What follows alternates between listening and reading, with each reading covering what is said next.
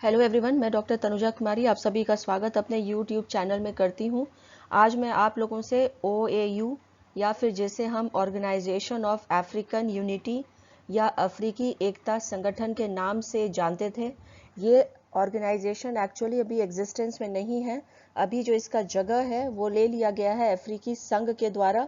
जो कि अस्तित्व में 2002 में आया है। जैसा कि मैंने अभी कहा कि OAU जो है इसका अस्तित्व अब नहीं रहा है, परंतु फिर भी इसका प्रारंभ क्यों किया गया था या इसका संगठन की स्थापना क्यों की गई थी और आगे ये परिवर्तित होकर के अफ्रीकी संघ के तौर पे इसे अभी हम 2002 जुलाई से क्यों जानते हैं, इसकी चर्चा मैं आप लोगों से इस वीडियो में करूंगी।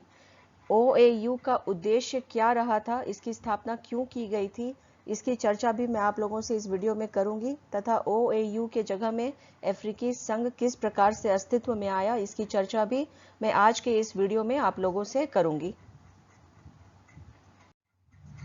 वैश्विक परिदृश्य में अफ्रीकी एकता संगठन एक वैश्विक स्तर पर स्थापित महत्वपूर्ण संस्था रही है, जिसकी स्थापना के लिए अफ्रीकी महाद्वीप के 32 देशों के राष्ट्राध्यक्ष के द्वारा 25 मई 1963 को इथोपिया की राजधानी एडिस अबाबा में घोषणा पत्र पर हस्ताक्षर किया गया था। अगर हम अफ्रीकी एकता संगठन की पृष्ठभूमि को हम देखते हैं तो हमें यह जानकारी मिलती है कि अफ्रीकी महाद्वीप में नए स्वतंत्र राज्यों के मध्य कोई संगठन या विचार विमर्श का सर्वमान्य माध्यम उपस्थित नहीं रहा था, जिससे कि एक सार्वजनिक राय के कायम करते हुए इनके विकास के लिए प्रयास किया जा सके। और इसी कारण या इसी के परिणाम स्वरूप हम कह सकते हैं कि अफ्रीकी एकता संगठन अस्तित्व में आया था। अफ्रीकी एकता संगठन अफ्रीका के देशों को एक मंच पर एकत्रित करता है तथा इन सभी सदस्यों देशों के बीच एकता और आपसी सहयोग बनाए रखने का प्रयास भी इस संगठन का रहा था तथा सामूहिक रूप से सुरक्षा और विकास के प्रति नीति निर्माण भी करता था। यहाँ पे हमें ध्यान रखना है कि जुलाई 2002 में अफ्रीकी एकता संगठन के स्थान पर अफ्रीकी संघ का गठन दक्षिण अफ्रीका के डरबन में किया गया है, जिसका सचिवालय एडिस अबाबा में स्थित है। अफ्रीकी एकता संघ या वर्तमान में अफ्रीकी संघ के अंतर्गत अफ्रीकी महाद्वीप को सम्मिलित किया गया है, सिर्फ मोरक्को इसमें शामिल नहीं है। अब यहाँ पे यदि हम अफ्रीकी एकता संघ के उद्देश्यों की हम चर्चा करते हैं तो हम यहाँ पे देख सकते हैं या ये बिल्कुल समझा जा सकता है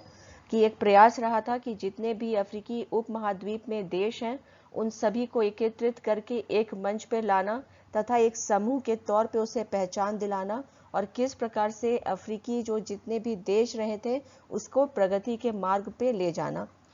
अब यहाँ पे मैं आप लोगों से एक एक करके जो इसके उद्देश्य रहे थे उसकी चर्चा करूंगी। अफ्रीकी एकता संघ की स्थापना कुछ निहित उद्देश्यों के लिए तथा अफ्रीकी महाद्वीप के विकास के पथ को प्रशस्त करने के लिए किया गया था। इसका एक प्रमुख उद्देश्य अफ्रीकी देशों को एक मंच पर एकत्रित करना, जिससे कि एक समूह के रूप में इन्हें जाना जा सके, वैश्विक परिदृश्य में इन्हें एक समूह के रूप में पहचान प्राप्त हो। यदि हम अफ्रीकी एकता संघ के अन्य उद्देश्यों की चर्चा करते हैं तो हमें यहाँ पे यह भी जानकारी मिलती है कि जो इस संघ रहा था इसका उद्देश्य यह भी रहा था कि अफ्रीकी महाद्वीप के सभी देशों के लोगों के बीच भी एकता और एकजुटता को प्रोत्साहन देना। इसका उद्देश्य यह भी रहा था कि अपने सदस्य राज्यों की संप्रभुता, क्षेत्रीय अखंडता और स्वतंत्रता की रक्षा करना। साथ ही साथ हम यह भी देखते हैं कि इसका उद्देश्य जो रहा था वह यह भी था कि अफ्रीकी महाद्वीप के जितने भी देश रहे थे उनके बीच में एकता को स्थापित करना। अन्य जितने भी उद्देश्य AOU के रहे थे यदि हम उसकी चर्चा करते हैं तो यहाँ पे हमें यह देखने को मिलता है कि इसका उद्देश्य यह भी रहा था कि अफ्रीकी महाद्वीप में अफ्रीकी देशों को एक मंच पर लाकर अफ्रीकी महाद्वीप के राजनीतिक, सामाजिक, आर्थिक एकीकरण में तेजी लाना। इसका उद्देश्य अंतर्राष्ट्रीय सहयोग को प्राप्त करने के लिए अफ्रीकी देशों को एक मंच पर ला करके खड़ा करना रहा था। साथ ही साथ यहाँ पे हम यह भी देखते हैं कि इसके अन्य उद्देश्यों की यदि हम चर्चा करते हैं तो हमें यह जानकारी मिलती है कि इसका उद्देश्य अफ्रीकी महाद्वीप के देशों में तथा सामूहिक रूप से पूरे महाद्वीप में शांति, सुरक्षा और स्थिरता को बनाए रखना रहा था। अन्य जितने भी उद्देश्य रहे थे अफ्रीकी एकता संघ के, यदि हम इसकी चर्चा करते हैं तो इसका उद्देश्य अफ्रीकी महाद्वीप में लोकतांत्रिक सिद्धांतों और संस्थाओं को स्थापित करना रहा था तथा इसे हर संभव समर्थन और प्रोत्साहन उपलब्ध कराना रहा था। इस अन्य जो उसके उद्देश्य रहे थे उसमें यह भी था कि अफ्रीकी महाद्वीप के जनसाधारण के मध्य शासन के प्रति, सुशासन के प्रति जनसाधारण की भागीदारी सुनिश्चित करना, अफ्रीकी महाद्वीप में जनसाधारण के आर्थिक, सामाजिक, राजनीतिक अधिकारों की व्यवस्था करना तथा उसे सुरक्षित रखना। यहाँ पे फिर अगर आगे हम बात करते हैं इसके अन्य जितने भी उद्देश्य रहे थे उसकी, तो हमें यहाँ पे यह जानकारी मिलती है कि इसका उद्देश्य वैश्विक अर्थव्यवस्था में, अंतर्राष्ट्रीय वार्ता में अफ्रीकी महाद्वीप की आवाज को सशक्त रूप में व्यक्त करना, अफ्रीकी महाद्वीप में सभी देशों के मध्य एकता लाकर अफ्रीकी अर्थव्यवस्था को गति प्रदान करना। इसका उद्देश्य अफ्रीकी महाद्वीप के जनसाधारण के रहन सहन, जीवन स्तर को स्तरीय स्वरूप प्रदान करना। इसका उद्देश्य अफ्रीकी महाद्वीप के विकास को भविष्य में सुनिश्चित करना तथा इसके लिए विज्ञान और प्रौद्योगिकी के क्षेत्र में अनुसंधान को बढ़ावा देना। अफ्रीकी महाद्वीप में अंतर्राष्ट्रीय सहयोग के साथ रोगों का उन्मूलन कर महाद्वीप को स्वस्थ बनाना। अफ्रीकी एकता संगठन के कार्यों के विषय में यदि हम बात करते हैं तो यहाँ पे हम ये कह सकते हैं कि अफ्रीकी एकता संगठन की स्थापना कुछ मूलभूत समस्याओं, विचारधाराओं और उद्देश्यों को ध्यान में रखकर किया गया था और यही कारण है कि इसके द्वारा अपने स्थापना की पृष्ठभूमि में जो भी उद्देश्य रहे हैं उनकी पूर्ति के लिए कई कार्यों को संपादित किया जाता रहा है। अब यहाँ पे यदि हम इसके कार्यों के विषय में आगे बात करते हैं तो हमें यह जानकारी मिलती है, समानता का व्यवहार करना इस संगठन का एक प्रमुख कार्य रहा है और वह अपने सभी सदस्यों देशों को एक दूसरे के साथ एक समान व्यवहार करने के लिए प्रेरित करने का कार्य करता है और स्वयं भी अपने सभी सदस्य देशों के साथ एक समान व्यवहार भी करता है। अफ्रीकी एकता संगठन का प्रमुख कार्य यह भी रहा था कि विवाद की स्थिति को उत्पन्न होने से पहले ही समाप्त कर देना। अफ्रीकी एकता संगठन यदि विवाद को प्रारंभिक स्तर पर नहीं रोक पाता था तो विवाद होने की स्थिति में उसका यह कार्य होता था कि विवाद के शांतिपूर्ण समाधान के लिए हर संभव प्रयास करना।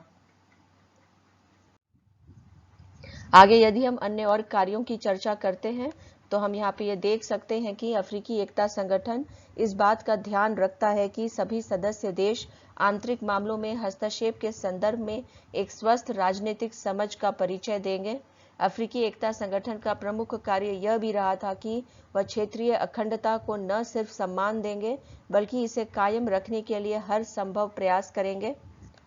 अफ्रीकी एकता संगठन का एक महत्वपूर्ण कार्य यह भी रहा है कि अगर कोई राजनीतिक विद्रोह होता है तो उसके द्वारा त्वरित कार्रवाई करते हुए इसकी निंदा की जाए।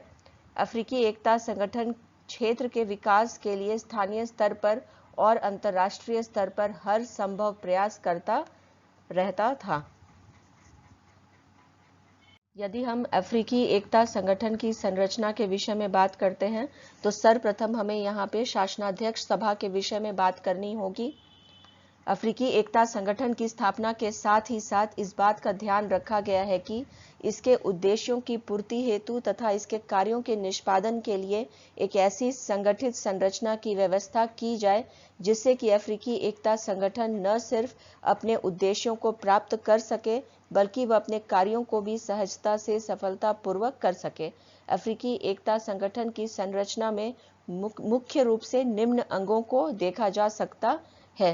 अफ्रीकी एकता संगठन की संरचना को जब हम देखते हैं तो हमें यह जानकारी मिलती है कि इसका प्रमुख राजनीतिक शासनाध्यक्ष सभा है। अगर हम इस सभा की कार्यशैली पर ध्यान देते हैं तो हम यह देख सकते हैं कि इसके द्वारा नियमित रूप से प्रतिवर्ष बैठकों का आयोजन किया जाता था। इन बैठकों में अफ्रीकी एकता संगठन की नीतियों के संदर्भ में बताया जाता था। साथ ही साथ अफ्रीकी एकता संगठन की एजेंसियों की गतिविधियों का पर्यवेक्षण भी किया जाता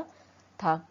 नेक्स्ट यहाँ पे यदि हम चर्चा करते हैं इसकी संरचना के विषय में तो हम यहाँ पे बात करेंगे मंत्री परिषद के विषय में। अफ्रीकी एकता संगठन की संरचना का एक महत्वपूर्ण अंग है मंत्री परिषद।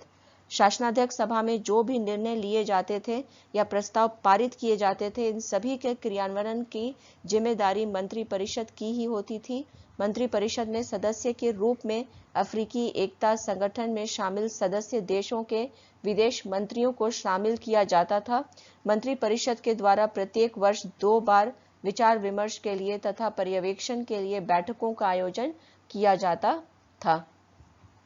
नेक्स्ट यहाँ पे जो इम्पोर्टेंट जो इसका ऑर्गन या जो इम्पोर्टेंट इसका हम कह सकते हैं भाग रहा था या अंग रहा था वह था मध्यस्थता, समाधान और विभाजन समिति। मध्यस्थता, समाधान और विभाजन समिति अफ्रीकी एकता संगठन के एक महत्वपूर्ण अंग के रूप में 1964 में गठित की गई थी, जिसका मुख्य उद्देश्य या कार्य यह रहा था कि वह अफ्रीकी एकता संगठन के सदस्य देशों के मध्य उत्पन्न विवाद का शांतिपूर्ण हल निकाले और विवाद को समाप्त करे। इस समिति में कुल 21 सदस्य होते थे, जिनका चुनाव शासनाध्यक्षों की सभा के द्वारा 5 वर्षों के लिए किया जाता था। इस समिति में सभी सदस्य देशों से सिर्फ एक ही सदस्य हो सकते थे। यहाँ पे यदि हम बात करते हैं अफ्रीकी एकता संगठन की संरचना के विषय में तो इसमें महत्वपूर्ण जो हम कह सकते हैं अंग या स्थान रहा था महासचिव का भी। अफ्रीकी एकता संगठन के एक अंग के रूप में एक सामान्य सचिवालय की व्यवस्था भी की गई थी, जिसके प्रधान अधिकारी को महासचिव कहा जाता था, जो मुख्य रूप से अफ्रीकी एकता संगठन से संबंधित दिन प्रतिदिन के कार्यों का निष्पादन करते थे। अगर हम महासचिव के संदर्भ में बात करते हैं तो हमें यह जानकारी मिलती है कि इसके महासचिव का चुनाव आम सभा के द्वारा किया जाता था और महासचिव के कार्य अवधि या कार्यकाल जो होती थी वह 4 वर्षों की होती थी। नेक्स्ट यहाँ पे यदि हम बात करते हैं इसके इम्पोर्टेंट अंगों के विषय में तो विवाद निषेध प्रबंधन और समाधान तंत्र समिति भी इसमें से एक महत्वपूर्ण अंग रही थी। इसको भी जो स्थापित किया गया था, इसका मुख्य कार्य होता था अफ्रीकी महाद्वीप में शांति की व्यवस्था को सुनिश्चित करना। नेक्स्ट इंपॉर्टेंट जो इसका ऑर्गन या अंग रहा था वह स्थायी प्रतिनिधि समिति रहा था। अफ्रीकी एकता संगठन की एक महत्वपूर्ण अंग स्थायी प्रतिनिधि समिति है या रही थी, जिसमें सदस्य देशों के स्थायी प्रतिनिधि शामिल होते थे। स्थायी प्रतिनिधि समिति मुख्य रूप से कार्यकारी परिषद के कामों को पूरा करता था। अब यहाँ पे यदि हम बात करते हैं अफ्रीकी एकता संगठन के विषय में तो ये कहा जा सकता है कि ऑर्गेनाइजेशन ऑफ अफ्रीकन यूनिटी या OAU जो है, इसका स्थापना जो हुआ था वो 25 मई 1963 में हुआ था। और साथ ही साथ हम इसके विषय में यदि और बात करते हैं तो हमें यह जानकारी मिलती है कि इसका जो डिसबैंडमेंट है वो 9 जुलाई 2002 में हुआ था और इसके जो लास्ट चेयरमैन रहे थे वो south African president Thabo Mbeki रहे थे और इसी को हम बाद में आगे चल करके अफ्रीकन यूनियन या AU के नाम से जानते हैं। अब जो अगर अफ्रीकन यूनियन की जो स्थापना भी हुई थी उसमें जो मूलतः जो उद्देश्य रहा था अफ्रीकी एकता संगठन का वो कहीं ना कहीं इसमें बना हुआ था, जैसे कि अफ्रीकी महाद्वीप के क्षेत्र के जितने भी देश थे उनके बीच में राजनीतिक और आर्थिक सामंजस्य बनाना, वो आगे चल करके अफ्रीकन यूनियन भी हमें देखने को मिलता है। यदि यहाँ पे हम बात करते हैं OAU के विषय में तो इसके अन्य कार्यों में यह भी रहा था कि जितने भी फॉर्म्स ऑफ कॉलोनियलिज्म थे उसको भी हटाने में या समाप्त करने में इस संगठन का बहुत ही महत्वपूर्ण योगदान रहा था। यहाँ पे यदि अन्य जितने और इसके एम्स रहे थे उसके विषय में यदि हम बात करें तो हम ये कह सकते हैं यहाँ पे कि इसका जो एम्स थे वो ये रहे थे कि to ensure that all Africans enjoy human rights, raise the living standards of all the Africans, और इसके साथ ही साथ कि जितने भी उस समय जिस एरिया में कोई भी यदि डिस्प्यूट्स या डिसएग्रीमेंट्स होते हैं तो उसको किस प्रकार से आसानी से सुलझाया जा सके। अब यहाँ पे यदि हम और बात करते हैं इसके विषय में, तो जिस समय में इसकी जो डिसबैंडिंग हुई थी उस समय हम देख सकते हैं कि इसके बाद में जो स्थापना किया गया अफ्रीकन यूनियन का, इसके पश्चात जो है हम कह सकते हैं कि इसका प्रयास यही रहा था कि अफ्रीकी महाद्वीप में किस प्रकार से शांति और व्यवस्था बनाई रखी जा सके। इसी के साथ मैं अपने इस चर्चा को यहीं पर विराम देती हूँ। यदि आप लोगों को मेरा ये वीडियो पसंद आया हो तो प्लीज़ लाइक करें, शेयर करें और सब्सक्राइब करें। Thank you.